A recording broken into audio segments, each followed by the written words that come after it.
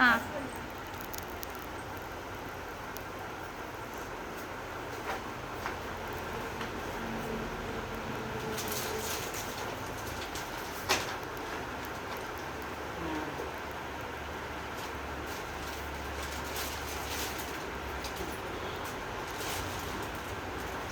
ದೇವ ಸಮಾನ.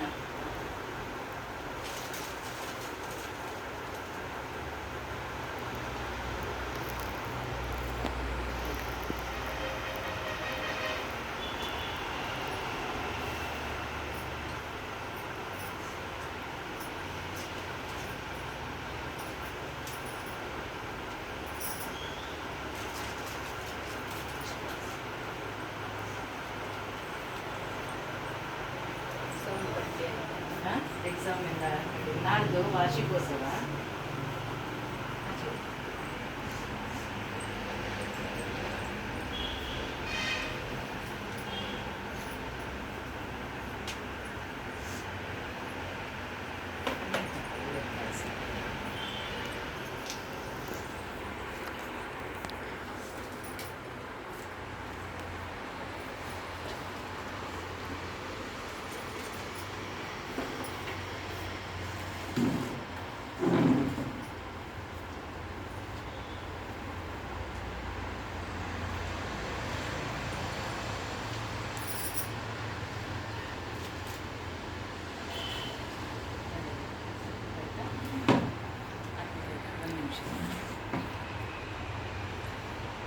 ಓಂ ಶ್ರೀ ಗುರುಭ್ಯೋ ನಮಃ.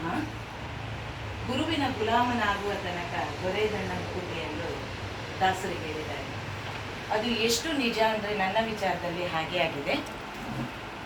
ಈಗ ರೈತರೆಡೆಗೆ ನಡಿಗೆ ಅಂತ ಹೇಳ್ಕೊಂಡು ಅಲ್ಲಿ ಅಭಿನಂದನೆಯನ್ನು ಸಲ್ಲಿಸಲಿಕ್ಕೆ ರೈತರ ಮನೆಗೆ ಹೋಗ್ತಾರೆ. ಹಾಗೆ ನಾವು ಒಂದು ಸಣ್ಣ ರೀತಿಯಲ್ಲಿ ಗುರುಗಳೆಡೆಗೆ ನಡಿಗೆ ಅನ್ನುವ ಒಂದು ಅಭಿಯಾನವನ್ನು ಕೈಗೊಂಡಿದ್ದೇವೆ. ಈಗ ನಾನು ವಿದುಷಿ ಶ್ರೀಮತಿ ಭಾಗೀರಥಿ ಎಂಬರಾವ್ ಹಾಗೂ ನನ್ನ ಶಿಷ್ಯ ವೃಂದದವರು ಈಗ ಪ್ರೀ ವಿದ್ವತ್ತಿನಲ್ಲಿ ಅವರು ಕಲಿತಾ ಇದ್ದಾರೆ. ಅವರೆಲ್ಲರೂ ನನ್ನ ಪೂಜನೀಯ ಗುರುಗಳಾದಂಥ ಶ್ರೀ ರಾಘವೇಂದ್ರ ಭಟ್ ಸರ್ ಹಾಗೂ ಅವರ ಧರ್ಮಪತ್ನಿ ಶಾಂತಾ ಮೇಡಮ್ ಅವರಲ್ಲಿಗೆ ಬಂದು ಆಶೀರ್ವಾದವನ್ನು ಬೇಡ್ತಾ ಇದ್ದೇವೆ. ಈಗ 32ನೇ ವರ್ಷದ ನಮ್ಮ ವಾರ್ಷಿಕೋತ್ಸವಕ್ಕಾಗಿ ಅವರಿಂದ ಆಶೀರ್ವಾದವನ್ನು ಪಡೆದು ಹೋಗಲಿಕ್ಕಾಗಿ ಬಂದಿದ್ದೇವೆ.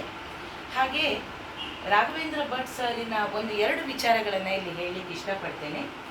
ನಾನು ಬಂಡಕಾಸ್ ಕಾಲೇಜಿನಲ್ಲಿ ಕಲಿತಾ ಇರಬೇಕಾದ್ರೆ, ಆಗ 2nd PUC ಇರಬೇಕಾದ್ರೆ ಅವ್ರು ನನಗೆ ಇಕೊನಾಮಿಕ್ಸ್ ಲೆಕ್ಚರ್ ಆಗಿದ್ದರು.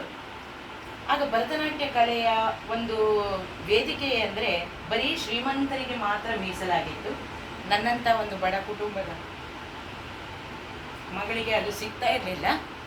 ಎಲ್ಲೋ ಬೆರಳೆಣಿಕೆಯಲ್ಲಿ ನನಗೆ ಕಾರ್ಯಕ್ರಮ ಸಿಗ್ತಾ ಇತ್ತು. ಆಗ ನಮ್ಮ ಕಾಲೇಜಿನ ಬೆಳ್ಳಿ ಹಬ್ಬದ ಸಮಯದಲ್ಲಿ ನನಗೆ ನನ್ನ ಗುರುಗಳ ವೃಂದದೊಂದಿಗೆ ಒಂದು ಚಿಕ್ಕ ಒಂದು ಪಾತ್ರ ಅಂದರೆ ಕಚದೇವಯಾನಿ ಎಂಬ ನಾಟಕದಲ್ಲಿ ನನ್ನ ಗುರುಗಳಾದಂಥ ವೈಕುಂಠ ಹೆಬ್ಬಾರವರು ನಿರ್ದೇಶನದಲ್ಲಿ ಅದು ನಡೀತಾ ಇತ್ತು. ಆ ಸಂದರ್ಭದಲ್ಲಿ ನಮ್ಮ ಗುರುವೇ ಆದಂಥ ಸುಮನಾ ಮೇಡಮ್ ಹಿಸ್ಟ್ರಿ ಲೆಕ್ಚರ್, ಅವರಿಗೆ ಅದು ದೇವಯಾನಿ ಪಾತ್ರವನ್ನು ನಿರ್ವಹಿಸ್ಲಿಕ್ಕೆ ಸಾಧ್ಯ ಇಲ್ಲ. ಆ ದಿನದಲ್ಲಿ 3 ದಿನದಲ್ಲಿ ಅದೇ ನಾಟಕ ಆಗಬೇಕಿತ್ತು. ಆ ಸಂದರ್ಭದಲ್ಲಿ ವೈಕುಂಠ ಹೆಬ್ಬಾರರು ನನ್ನನ್ನು, ನಾನೊಂದು ಅವರ ಶಿಷ್ಯ ಆದರೂ ಸಹ ಆ ಗುರುಗಳ ವೃಂದದಲ್ಲಿ ನನಗೊಂದು ದೇವಯಾನಿ ಪಾತ್ರವನ್ನು ಮಾಡಲಿಕ್ಕೆ ಅವಕಾಶ ಕೊಟ್ಟರು. ಅದು ಬಹಳ ಫೇಮಸ್ ಆಯಿತು. ಅದನ್ನು ರಾಘವೇಂದ್ರ ಭಟ್ ಸರ್ ನೋಡಿ ಮೆಚ್ಚಿದ್ರು ಕೂಡ. ಅದೇ ವರ್ಷ ನನಗೆ ಭರತನಾಟ್ಯದಲ್ಲೂ ಸಹ ಒಂದು ಸೂತ್ರಧಾರನ ಪಾತ್ರ ಸಿಕ್ಕಿದೆ. ಅದನ್ನು ನಾನು ಅಚ್ಚುಕಟ್ಟಾಗಿ ನಿರ್ವಹಿಸಿದೆ. ಅದನ್ನೆಲ್ಲ ನೋಡಿದಂಥ ಗುರುಗಳು ಅದೇ ವರ್ಷ ನಮ್ಮ ಕಾಲೇಜಿಗೆ ಕಾರಂತಜ್ಜನವರು ಬಂದು ಆ ಸಂದರ್ಭದಲ್ಲಿ ಅರಳುವ ಪ್ರತಿಭೆಗಳಿಂದ ಹಾರಾರ್ಪಣೆ ಅಂತ ಶೀರ್ಷಿಕೆಯ ಅಡಿಯಲ್ಲಿ ರಾಘವೇಂದ್ರ ಭಟ್ ಸರೇ ನನಗೆ ಒಂದು ಅವಕಾಶವನ್ನು ಕಲ್ಪಿಸಿಕೊಟ್ರು.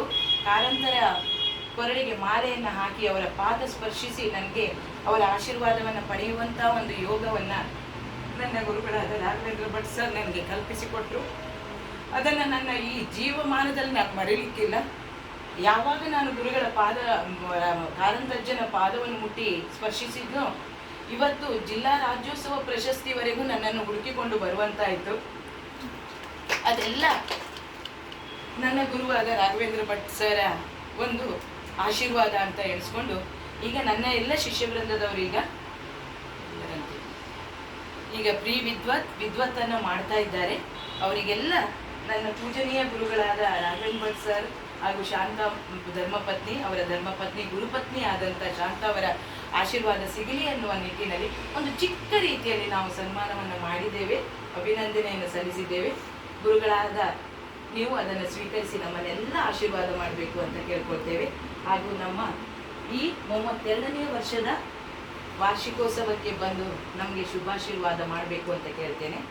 ಆದರೆ ಒಂದು ದುಃಖದ ಸಂಗತಿ ಅಂದರೆ ನಮ್ಮ ರಾಘವೇಂದ್ರ ಭಟ್ ಸರಿಗೆ ತುಂಬ ಚೆಂದ ಪಾಠ ಮಾಡುವವರು, ಮಾತಾಡ್ಲಿಕ್ಕೆ ಸ್ವಲ್ಪ ಕಷ್ಟ ಆಗ್ತಾ ಇದೆ.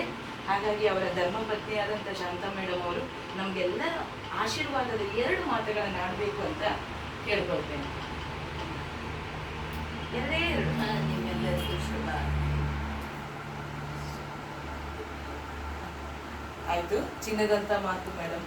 ಹಾಗೆ ನಮ್ಮ ಗುರುಗಳಿಗೂ ಗುರುಪತ್ನಿಗೂ ದೇವರು ಸಂಪೂರ್ಣ ಆಯುಷ್ಯ ಆರೋಗ್ಯ ಕಲ್ಪಿಸಲಿ ಅಂತ ಆ ನಟರಾಜ ಸ್ವಾಮಿಯಲ್ಲಿ ಬೇಡ್ಕೊಳ್ತೇವೆ. ನಮಸ್ತೆ.